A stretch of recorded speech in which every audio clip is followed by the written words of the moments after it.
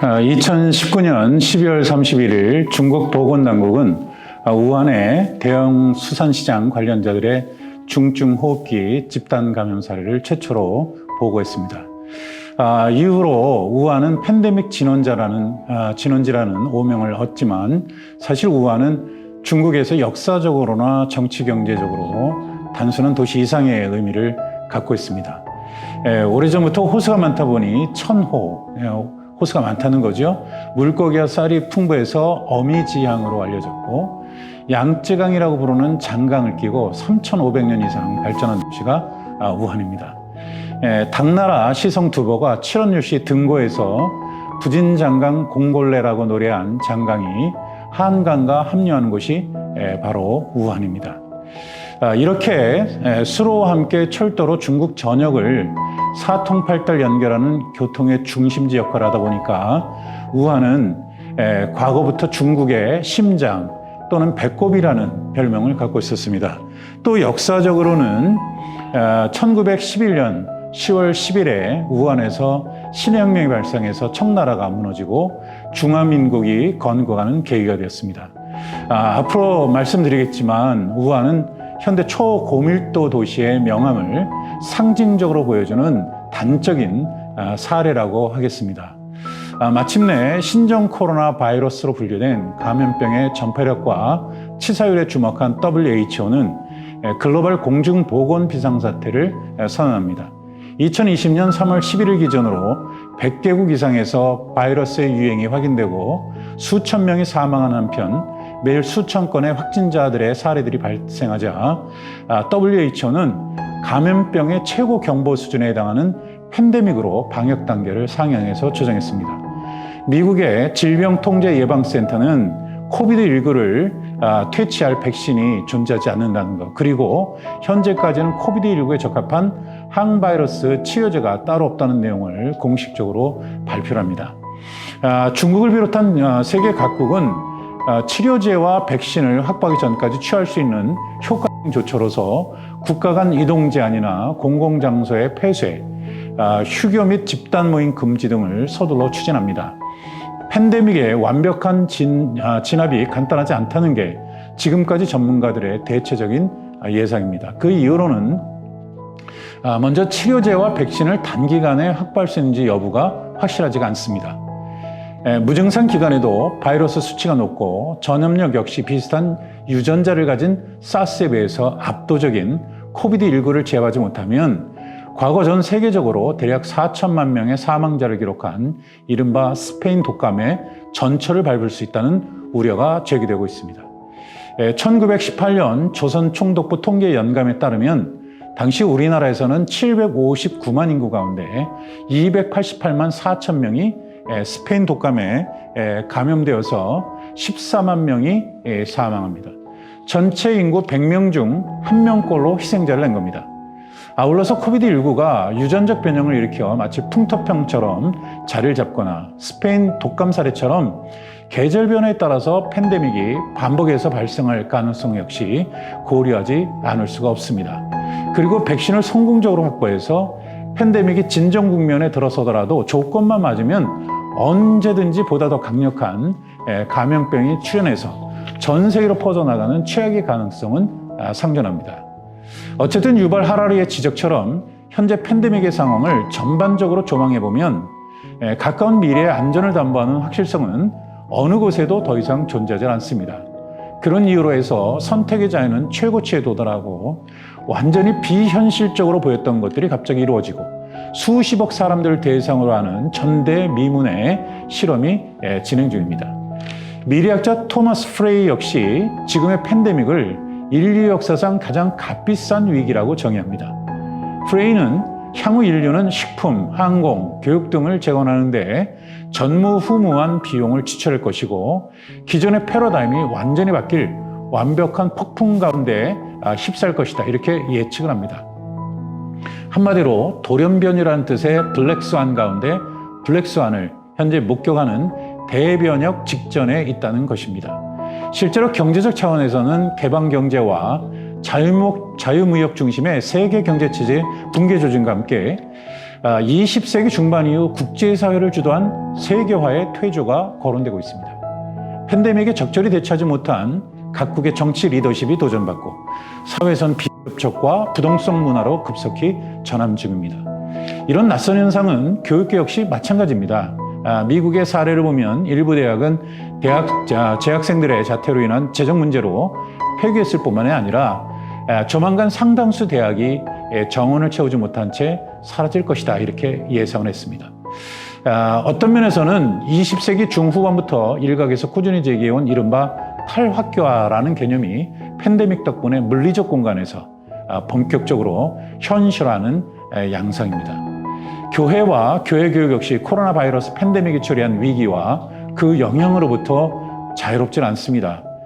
격리와 차단 중심 방역 조처로 가장 큰 타격을 입은 것 가운데 하나가 교회를 비롯한 종교시설이라고 할 수 있습니다. 사스나 신종플루, 메르스처럼 일시적으로 유행하다가 소멸할 것이라는 예상이 빗나가고 7개월 가까이 팬데믹이 지속되자 교회들은 방역 당국의 지침처럼 비대면 예배 같은 사회적 거리두기에 주력하던 초기 대응에서 벗어나서 포스트 코로나 시대에 요구되는 대안을 모색하고 있습니다. 감염병 대유행에 대한 신학 및 신학적 성찰, 그리고 온라인 예배와 체계적인 신앙교육, 비대면 문화를 반영한 목회 방식과 재정 문제까지 망라하는 이른바 뉴노멀을 기대하는 것입니다. 코비드19 팬데믹이 초래한 사회 변화를 먼저 살펴보면 세계화의 퇴조가 있습니다. 팬데믹에 따른 영향으로 20세기 중반 이후 전 세계를 주도해온 세계화와 그 이론적 근거인 세계주의가 퇴조할 것으로 보입니다. 한동안 문명사적 전환으로까지 간주되던 세계화는 시공간을 응축하는 테크놀로지와 커뮤니케이션 매체의 발전을 기반으로 세계적인 경제 구조 형성에 주로 초점을 맞췄습니다. 정치적으로는 개별 국가 영토에 기반을 둔 군대 국가라는 전통적 개념을 해체하고, 경제적으로는 자본과 인력이 무제한적으로 자유롭게 국경을 넘나들면서 무역을 지속하고, 동시에 문화적으로는 국가별 문화적 차이를 극복하고 동질화나 다양성을 추구하는 방식으로 세계화를 해석해 왔습니다. 최종적으로는 초국가 또는 세계 국가의 완성을 지향하는 일종의 이데올로기가 아니냐, 이런 비판을 받았던 세계화는 역설적으로 그것을 가능하게 만든 원초적 생활 환경이 초래한 팬데믹 공포 때문에 탈세계화나 지역 중심 세계화로 전환할 것으로 예상이 되는 겁니다. 실제로 세계 각국이 국경을 차단하도록 만든 감염병 팬데믹은 인구 밀집성이나 대도시 발생과 관계가 아주 깊습니다. 역사적으로 볼 때 질병은 유목이나 농경에 익숙한 주민들이 도시로 이동해서 밀집하면서부터 본격적으로 인간을 공격하기 시작했습니다. 역학자들은 밀집화와 감염병의 상관관계를 설명할 목적으로 불과 연료라는 은유를 활용하기도 합니다. 밀집성 질환은 불이고 세균 및 바이러스성 질환의 숙주에 해당하는 인간은 연료로 간주됩니다.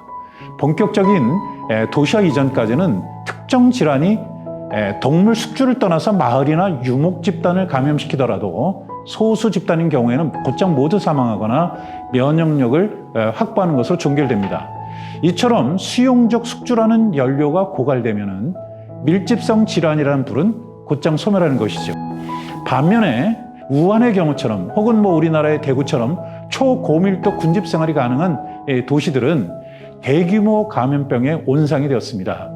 아노 카렌이라는 학자는 공기, 직접 접촉, 물, 곤충 같은 매개체가 도시의 밀집 생활과 결합하면서 감염성 질병이 증폭되었다, 이렇게 지적을 합니다.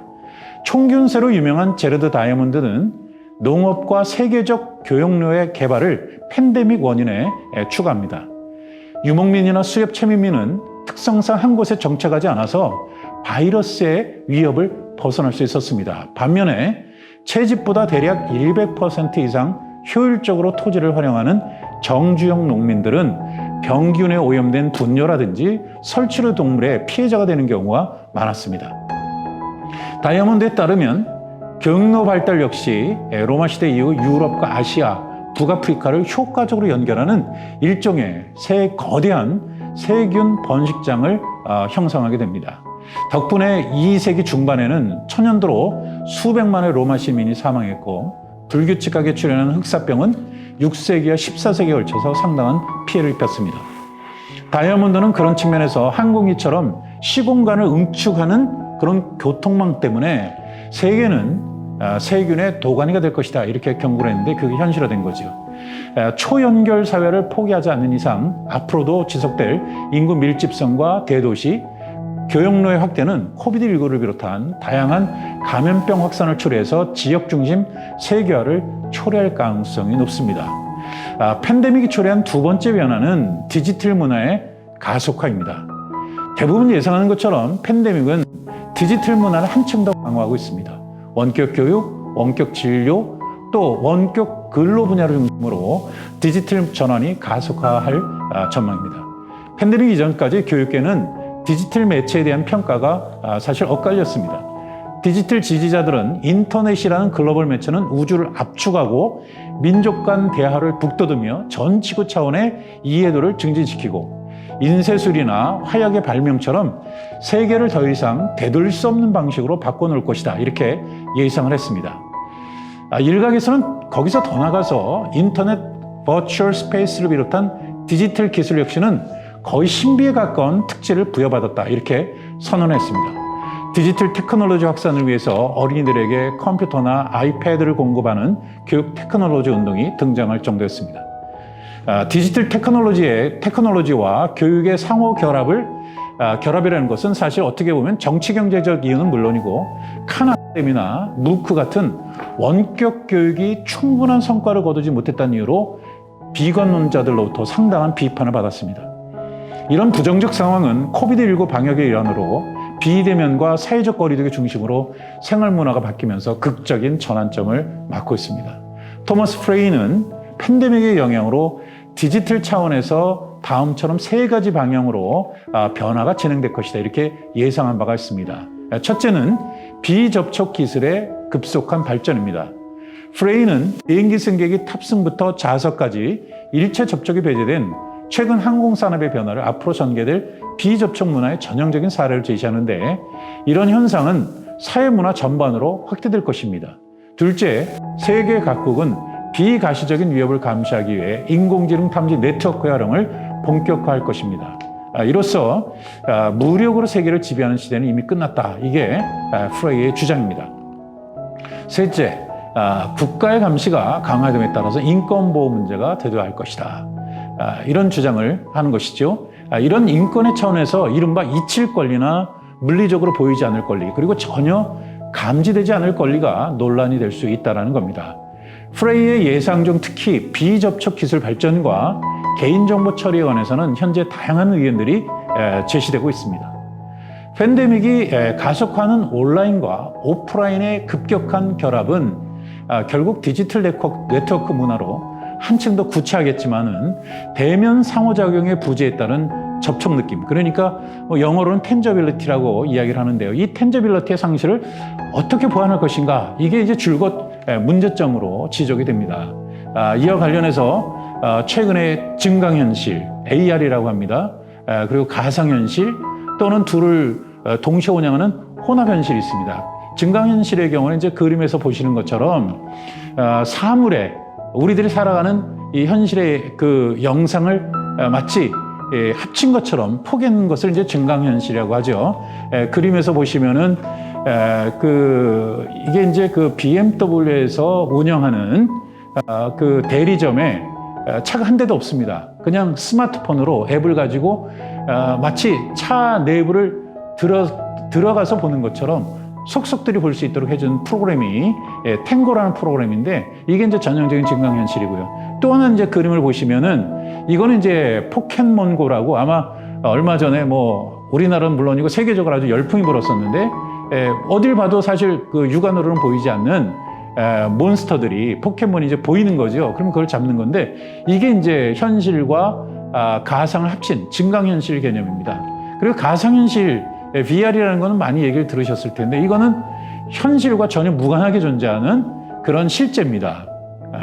그러니까 우리가 완전히 현실과 분리된 상태의 어떤 그 가상 공간으로 들어가야 되는 거죠. 그런데 이제 이 둘을 동시에 혼합하는 혼합현실이라는 그 기술이 개발돼서 최근에는 이제 마이크로소프트에서 홀로렌즈라는 거를 개발했는데, 보시는 것처럼 안경 같은 걸 쓰고 보면은 따로 무슨 뭐 전혀 모르는 그런 기계 조립까지도 가능한 이런 기술이 만들어져 있습니다. 이게 이제 아까 말씀드린 대로 텐저빌러티, 이게 어떻게 우리가 손으로 만질 수는 없는데 그 감각을 어떻게 극대화시킬 것인가, 바꿔 얘기하면 몰입을 극대화하는 몰입 경험을 이런 접촉 느낌의 보완제로 거론되고 있습니다.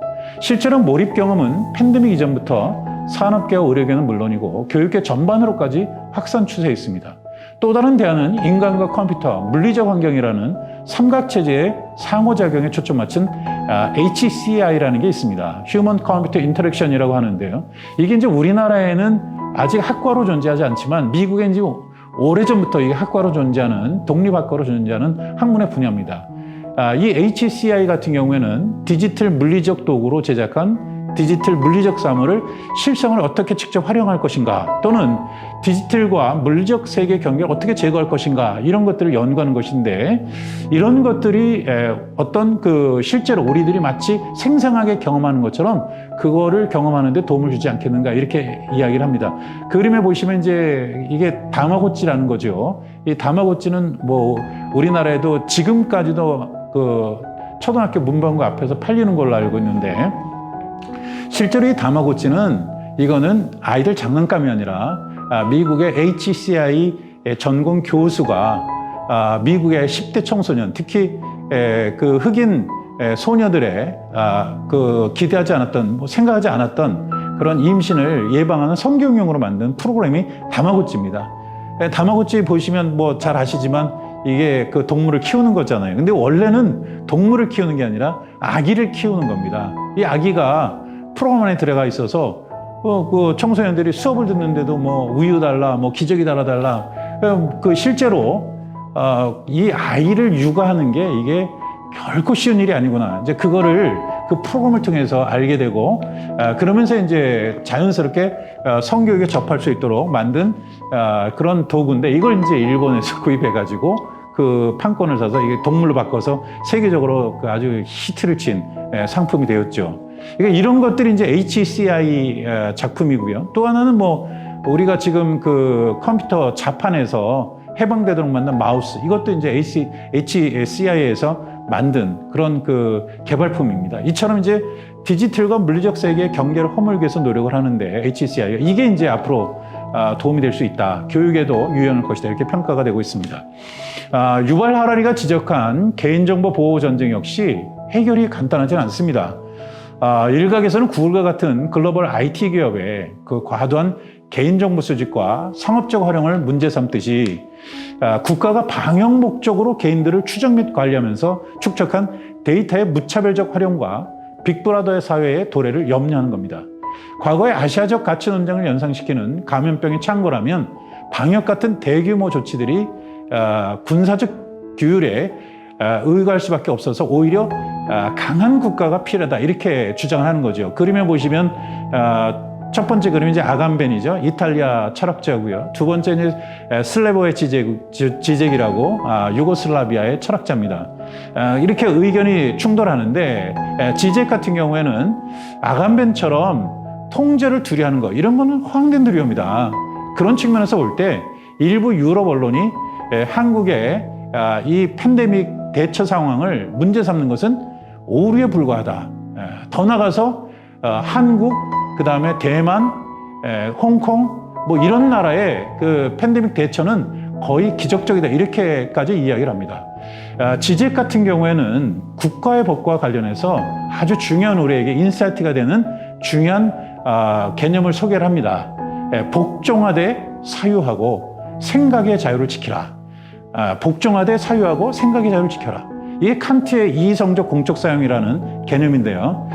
이걸 이제 한 가지 대안으로 제시하는 겁니다. 최근에 정부와 교회들 사이에 예배 문제 때문에, 집회 소규모 모임들 때문에 충돌이 있습니다만 약간의 갈등이 있죠. 그런데 우리가 생각해 볼 것은 뭐냐면, 이런 상황에서는 뭐 어쩔 수 없이 우리가 법을 따라야 되겠지만, 그렇다고 해서 맹목적으로 따르는 게 아니라 칸트의 주장처럼 복종하지만 사유를 해야 된다는 거죠. 그러니까 바꿔 얘기하면 생각의 자유는 결코 우리가 포기하지 않아야 되는 것인데, 이게 바로 이제 슬래버의 지적이 우리에게 한 가지 대안으로 제시하고 있는 것입니다. 어쨌든 팬데믹 종결을 예측하지 못하는 현재 위기 상황에서 공동체의 안전과 개인의 자유 가운데 어느 쪽을 우선시하는가에 따라서 한국식, 중국식, 그리고 서구식 이렇게 모델로 분류하고서 차등하는 것은 문제를 지나치게 단순하고 냉소적으로 파악하는 것입니다.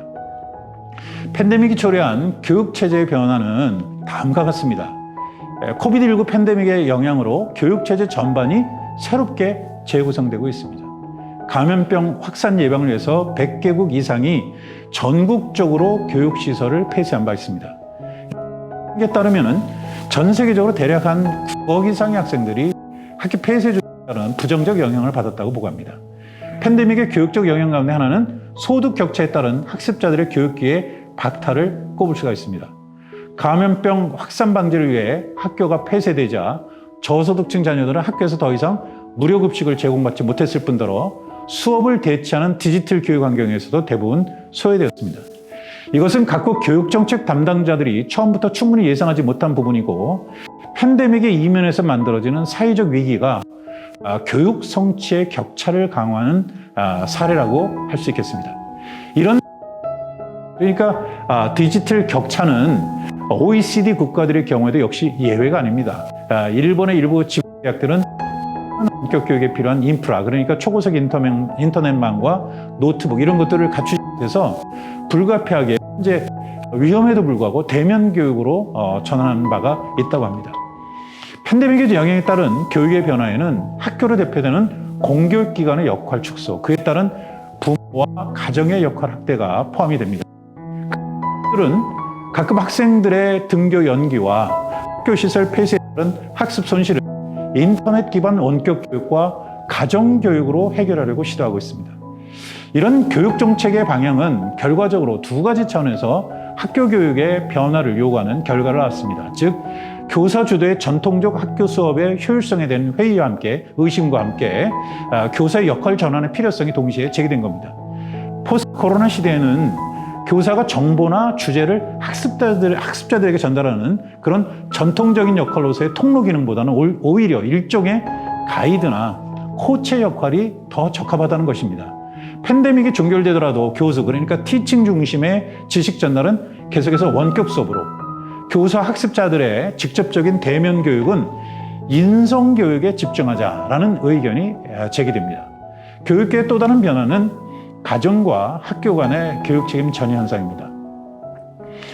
컴퓨터와 인터넷, 공부할 수 있는 조용한 공간과 부모의 시간적 여유라는 조건이 충족되기만 하면 학교라는 전통적 공간에 종속되지 않는 홈스쿨링의 선택 역시 나쁘지 않을 수 있다는 사실을 부모들과 학습자들이 새롭게 인식하는 중입니다. 달리 말하면 학교의 근본적인 효용성을 대상자들이 의도하지 않게 검증을 하고 있는 겁니다. 초중등학교는 물론이고 대학까지 이런 회의, 의심의 대상, 검증의 대상에서 벗어날 수가 없습니다. 전통적인 의미에서 학교는 다음 4가지의 기능을 하는 것으로 당연히 전제해왔습니다. 첫 번째, 학생을 보호하는 기능이 있고요. 두 번째는 사회적 역할의 선별이 되겠습니다. 이론이나 원리 혹은 사상을 주입하는 기능도 있고, 마지막으로는 기술과 지식을 발달시키는 통상적 의미의 교육 기능이 그것들입니다. 팬데믹에 따른 교육 환경의 변화는 이 4가지 기능의 결합을 통해서 최종적으로 완성된 종합기관의 어떤 절대적인 그런 신성한 권위를 현재 위협하고 있습니다. 가정학습 실험 결과에 따라서는 학습자들이 학교로 돌아가지 않고 IT와 결합해서 교육을 초개인화하는 그런 상황이 초래될 수도 있습니다. 계속해서 코비드19 팬데믹과 교육의 영향을 살펴보겠습니다. 먼저 팬데믹은 교회에 전례 없는 위기를 가져왔습니다. 역사적으로 거의 전례가 없는 코비드19 팬데믹 상황에서 교회는 범세계적인 공포나 충격에 비해 지금껏 비교적 차분하면서도 적절하게 대응한다라는 평가를 받고 있는 것 같습니다.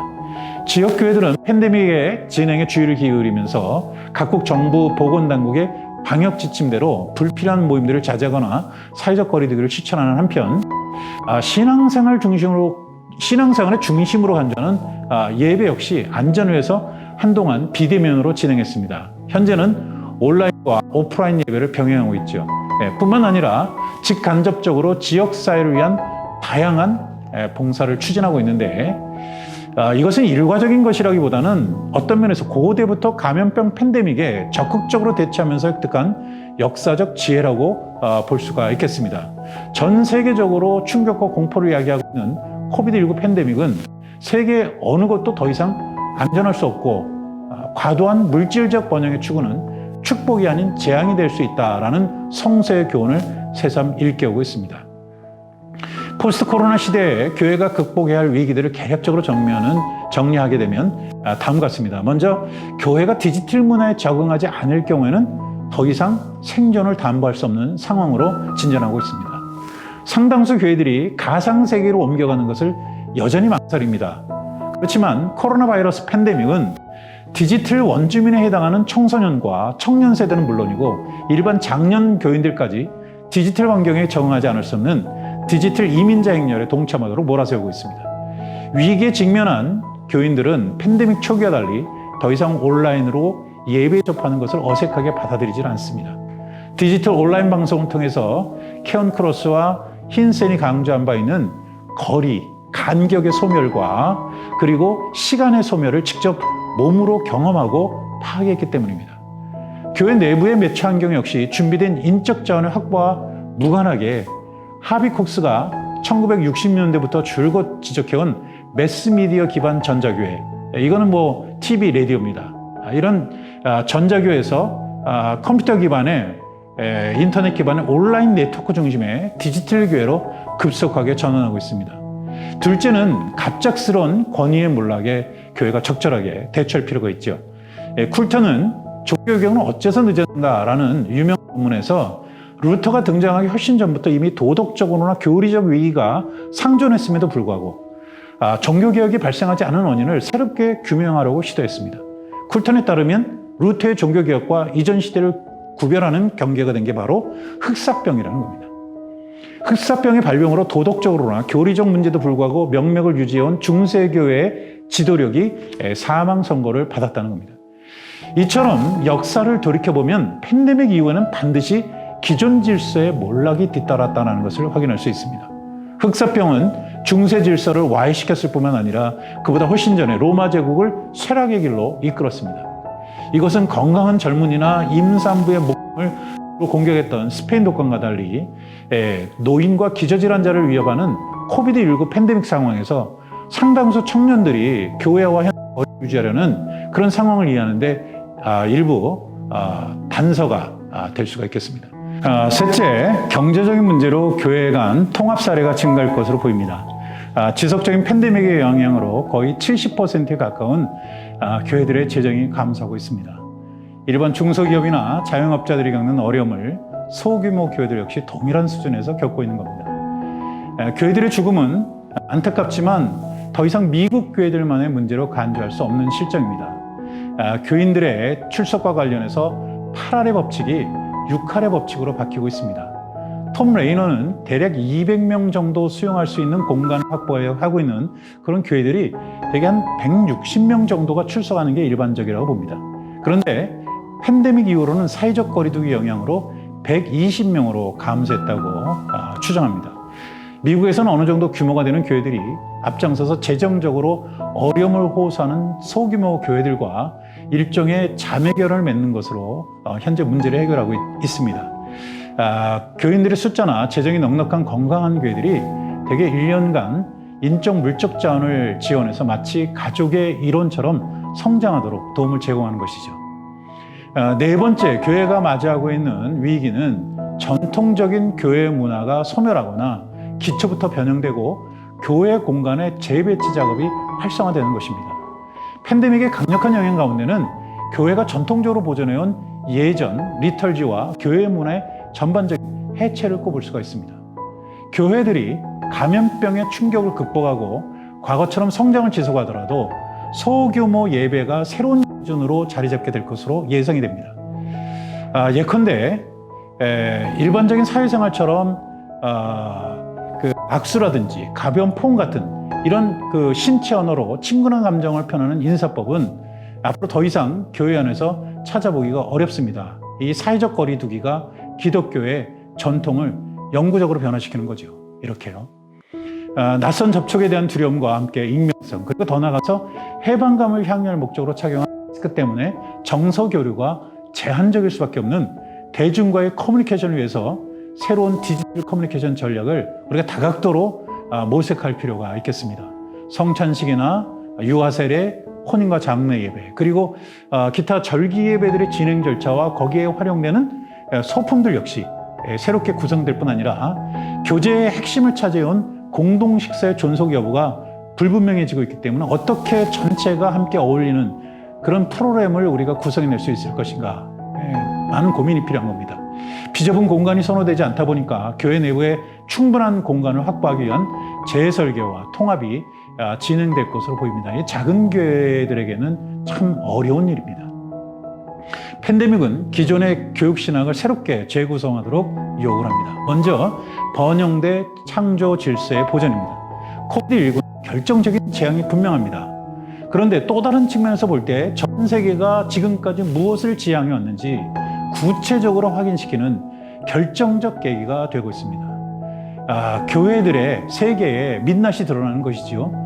바이러스의 초기 확산 과정에서의 관리 책임 문제라든지 이런 것들 우리가 차치하더라도 팬데믹 덕분에 인간 사회가 과도하게 물질적 번영을 추구하느라 창조 질서를 반성 없이 훼손해왔다는 것을 실감하고 있습니다.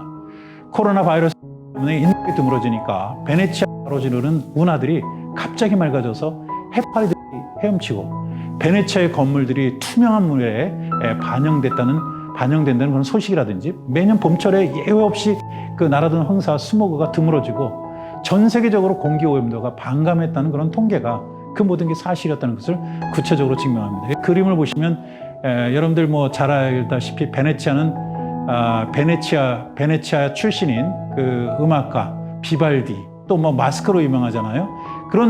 이런 상황이 과거의 모습은 아니라 새롭게 코비드 이후에 이런 아주 맑은 운하 그리고 아름다운 풍경이 회복됐다는 거죠. 이런 우리가 교회가 여태까지 어떻게 보면 의도된 실책에 교회의 선택 역시 포함될 수밖에 없습니다.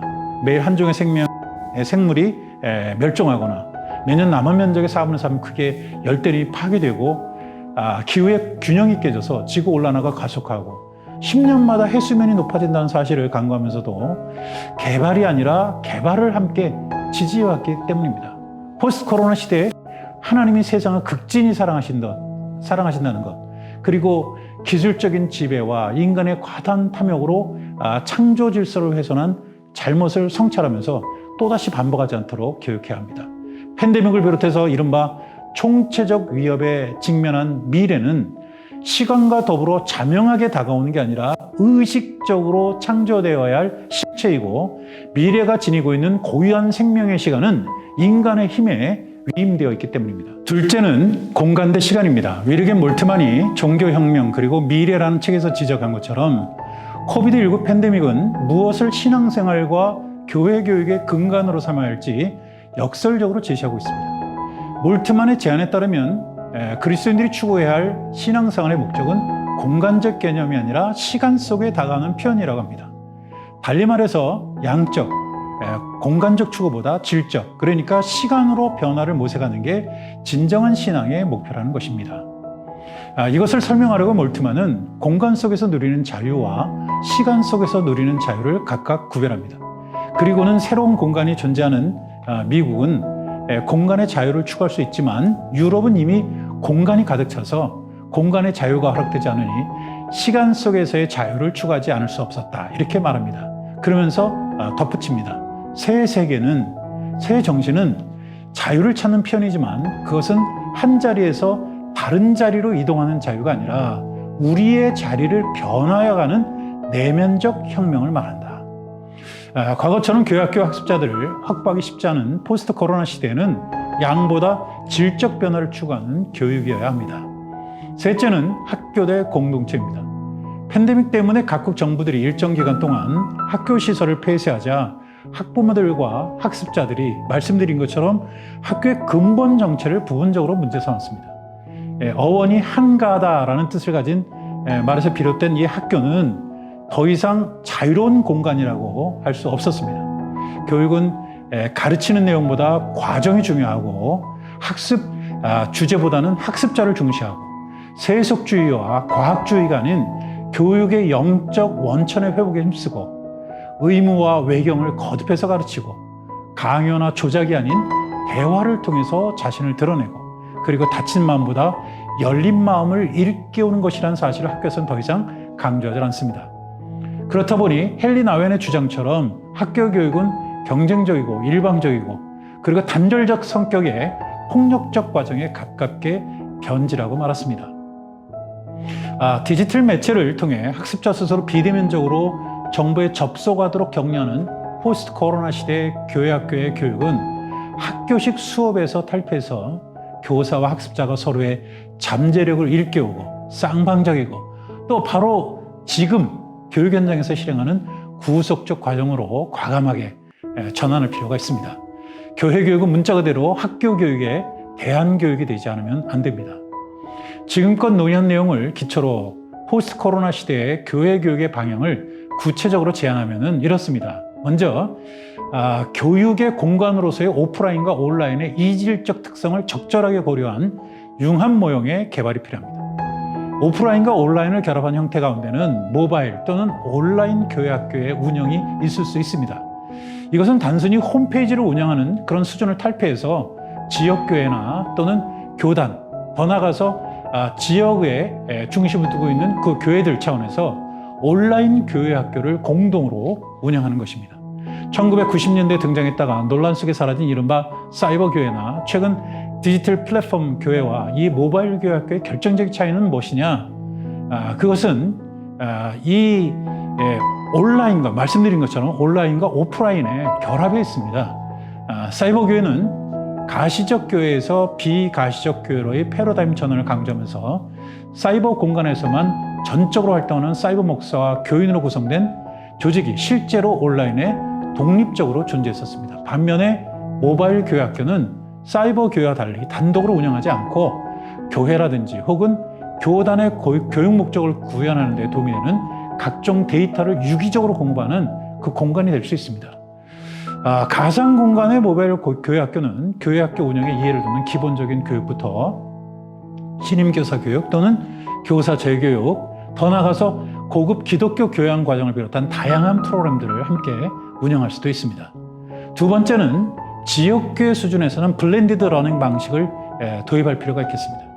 2000년 후반에 미국 교육학자들이 온라인 교육의 한계를 극복할 목적으로 제안하면서 다양하게 도입을 했던 블렌디드 러닝은 원격 교육의 한 가지 형태인데 전통 수업과 온라인 자료의 통합뿐만 아니라 다양한 매체들과 방법론을 통합하는 총체적 전략입니다.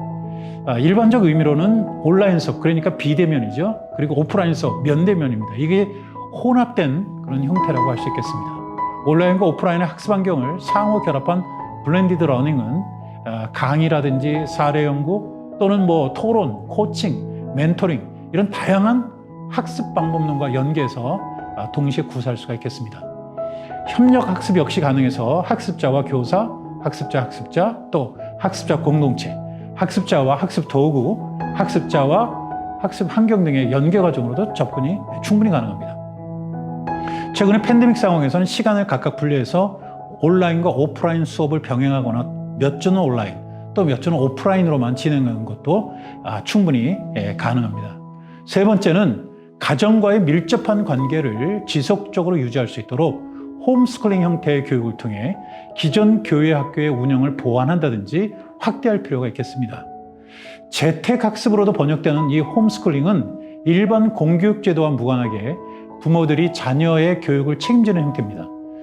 전통적으로는 국가 교육 체계에 맞지 않아서 갈등을 빚기도 하지만 최근에는 코로나 바이러스 팬데믹 때문에 세계 각국의 정부들이 홈스쿨링을 장려하는 쪽으로 돌아서고 있는 중입니다. 정상적인 홈스쿨링 운영을 위해서는 무엇보다 학습자들이 학습을 도울 수 있을 정도로 충분히 교육을 받았을 뿐 아니라 시간적으로 여력이 있는 그런 부모의 존재가 전제될 필요가 있습니다. 그런데 팬데믹의 영향으로 주일에 교회 학교에 어린이들이나 청소년들이 참석하는 게 불가능할 경우에는 충분히 효과적인 전략이 될 수가 있습니다. 부모가 가정에서 홈스쿨링이 가능하지 않을 때는 교회 학교 교사들이 학습자들을 방문하는 식으로 홈스쿨링을 시도할 수도 있습니다. 교단이라든지 지역교회 또는 각 교회 학교 수준에서 필요한 전자도서들이나 독서 자료를 제공하는 이 모바일 도서관 같은 정책과 같이 시행하면 좋을 것 같습니다.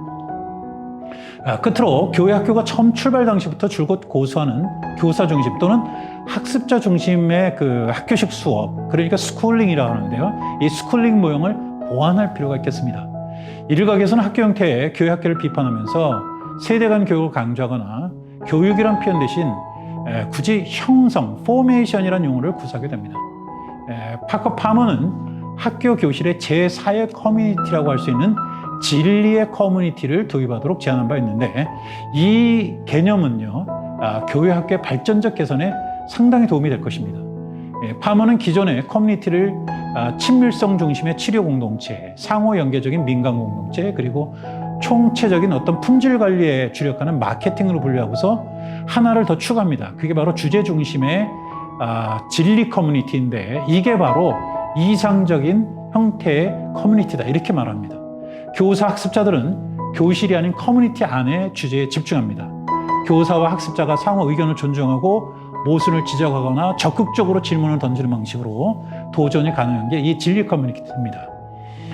팬데믹 시대에 특히 주제 중심의 진리 커뮤니티에 우리가 주목해야 할 이유는 교사 중심의 절대론이나 혹은 학습자 중심의 상대론에 휘둘리지 않으면서도 학습자가 학습과 삶의 에너지가 되는 그런 진리에 직접 접근이 가능한 진정한 학습 커뮤니티를 형성할 수가 있기 때문입니다. 결론적으로 전 세계는 지금껏 코비드19의 정체를 제대로 파악하지 못한 채 단편적 언론 보도에 따라 기대와 절망이 교차하는 삶을 반복 중입니다. 모두가 코로나 발생 이전으로 복귀를 꿈꾸지만 지적의 표현에 빌면은 과거 우리가 좋아하던 세계는 두 번 다시 돌아오지 않을 것이다, 그렇게 예상들을 하고 있습니다. 대략 7개월 이상 팬데믹이 지속되면서 우리가 당연하게 누리던 것들, 그러니까 일상은 어느덧 과거가 되어서 바이러스 이전에는 어떠했는지 굳이 기억을 더듬어야 할 정도가 되었습니다. 그 사이에 마스크는 외출 필수품이 되었고, 사회적 거리두기는 새로운 예절, 뉴노멀로 자리 잡았습니다. 바이러스는 의료 위기, 그리고 경제 위기, 더 나아가서 보다 강력한 심리적 위기라는 세 겹의 위기로 우리들의 일상의 좌표를 붕괴시켰습니다. 누군가의 지적처럼 언제든지 눈에 포착되지 않는 바이러스의 숙주가 될 가능성에 직면한 우리는 이제 인간적이라는 형용사에 다층적으로 포함되어 있던 만지다라는 뜻을 제거해도 그렇게 놀라지 않게 되었습니다. 집 밖의 타자를 집으로 맞아들이는 환대의 책임 역시 당연하기나 한 듯이 유예되고 있습니다. 다만 사회생활 전반에 파국을 초래하는 팬데믹의 종결과 그 시점까지의 모두스 비벤디, 달리 표현하면 갈등 속에서 삶을 지속시키는 일시적 합의에만 관심을 가질 따름입니다. 미네소타 대학 시드랩 연구소는 그림에서 보시는 것처럼 과거 인플루엔자 팬데믹 사례를 기초로 팬데믹 시나리오를 다음과 같이 예상을 합니다. 세 개의 파동이 그림에 그려져 있는데요. 첫 번째 그 파동을 보면은 올해 상반기와 유사한 확산세가 1, 2년간 간헐적으로 반복되다가 2021년 어느 시점에 가서 점차 소멸한다.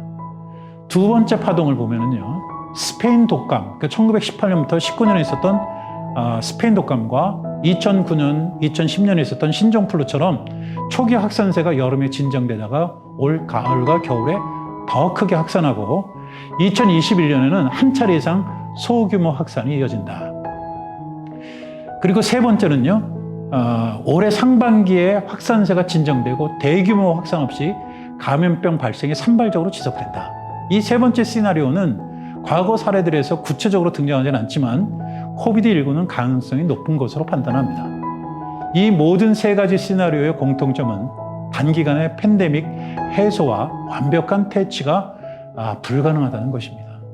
시드랩은 변수가 있지만 최소한 18개월 내지 24개월간 팬데믹이 지속할 것으로 예상하고 과학적으로 많은 사람들이 거기에 동의하고 있습니다. 오랫동안 유동성을 운유로 삼아서 근대성과 탈근대성의 문제에 천착했던 지그문트 바우먼은 이 과학과 기술이 극도로 빠르게 변화하는 우리가 속한 문명의 전환기를 최고 권력의 공백기간 속에서 살고 있는 인터레그넘으로 규정한 바가 있습니다. 옛 방식이 매우 빨리 노후화하고 더 이상 작동하지 않음에도 불구하고 새로운 활동은 방법조차 개발되지 않은 상태를 기존에 통치하던 임금이 사망했음에도 새로운 임금이 즉위하기 이전까지의 기간을 빗대어서 인터레그넘이라고 부른 것입니다. 달리 말씀을 드리면 출발 지점은 파악하고 있지만 목적지가 정확히 어디인지 비전이 정확하지 않은 불분명한 상태가 바로 인터레그넘입니다. 팬데믹 훨씬 이전의 분석이지만 강력한 코로나 바이러스 때문에 기존의 의학이라든지 정치 경제 패러다임이 정상적으로 작동하지 않음에도 불구하고 새로운 해결책을 간절히 기대하고 있는 지금의 상황에 제대로 부합하는 개념이라고 할 수 있겠습니다. 그렇다면 결론적으로 포스트 코로나 시대 또는 인터레그넘의 교회 교육은 어떻게 구성되어야 할까요? 1차적으로 교회 교육은 급변하는 주변 상황의 변화를 기회로 삼아서 적극적으로 도전할 필요가 있습니다. 포스트 코로나 시대의 가장 큰 딜레마는 권위 있는 공인된 교육적 처방이 어느 곳에도 존재하지 않는다는 것입니다. 이때 합리적인 선택은 규칙에 순응하는 태도가 아니라 규칙에 유연하게 대처할 수 있는 능력을 강조하고 함양하는 것입니다. 둘째, 위기에 따른 당연한 결과로서 과거의 견고한 구조로부터 일종의 불확실한 네트워크로 전환해야 하는 교회와 교회 교육은 팬데믹 시대에 요구되는 기독교의 가치들, 그런 것들을 새로운 패러다임으로 삼아서 교육신학을 재구성할 필요가 있겠습니다. 창조 질서를 보존하는 것이라든지 양적이고 공간적인 것을 추구하기보다는 질적인 것 또는 시간적인 것을 추구한다든지 아니면 공동체를 우리가 추구하는 것이지요. 학교가 아니라요. 이런 것들을 우리가 재설정할 필요가 있겠습니다. 셋째, 오프라인과 온라인을 상호 결합한 모바일 또는 온라인 교회학교를 운영한 동시에 비대면과 면대면 학습을 혼용하는 학습 방식을 도입하고 교회 학교와 홈스쿨링을 결합해서 교회와 가정이 교육의 책임을 서로 분담할 수 있습니다. 그리고 끝으로 학습자나 교사 중심의 수업을 탈피해서 교회 학교가 질문을 통해 주제에 직접 접근하도록 돕는 진리 커뮤니티로 전환하는 게 무엇보다 중요합니다. 이를 통해서 학습자들은 파멸의 영역에서 구원을, 그리고 시간적인 것에 멸망해서 영원한 것의 현재를 일깨우는 진정한 진리를 만나게 됩니다. 이사야 예언자는 절망의 한복판에서 희망을 노래했습니다. 이사야의 노래가 지금 우리의 노래가 되기를 기대합니다. 산들이 떠나며 언덕들은 옮겨질지라도 나의 자비는 내게서 떠나지 아니하며 나의 화평의 언약은 흔들리지 아니하리라. 너를 긍휼히 여기시는 여호와께서 말씀하셨느니라. 아멘. 지금까지 포스트 코로나 시대의 교회 교육에 대해서 말씀을 드렸습니다. 감사합니다.